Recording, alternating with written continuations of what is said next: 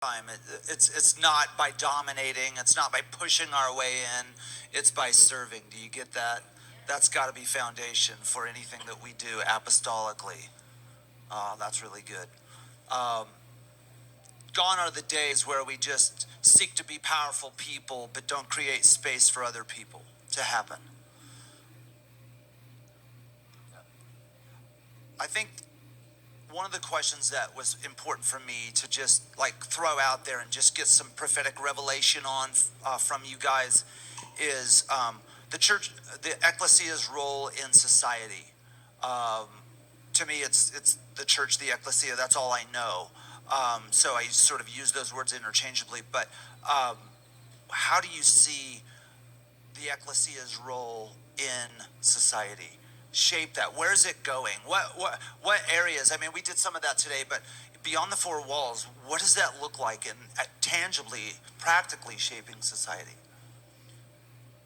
Well, of course, we go in depth on that in our resources and our book, Rise, Reformers Influencing Society Every Day, and our assignment, The Reformation of Nations. And so, uh, you know, we have this template, the Seven Mountain Template, which is about the seven faces of God. So God is communicator in media, God is king in government, God as papa in family, God as provider in the economy. So there's, etc. Seven faces, nuances of who God is in heaven. Remember, on earth as it is in heaven. In heaven there is government. It's not anarchy. So sorry, libertarians, or extreme libertarians. It's not. It's not that things, but he does it so power under restraint. You can forget for 1,000 years there is government. There's no policing. There's no police force. There's no prisons. There's no anything. But he is in charge, and that is the assumption of heaven. He rules and reigns, and he is king. So, what am I saying?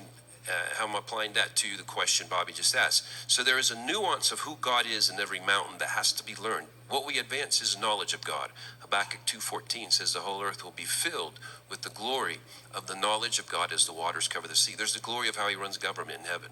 There's a glory of how he economizes in heaven. We're all going to have mansions. That's for real. It's going to be beyond what you can imagine. And so they were financed in some way. How does he do that? If we learn that, we can bring it down here.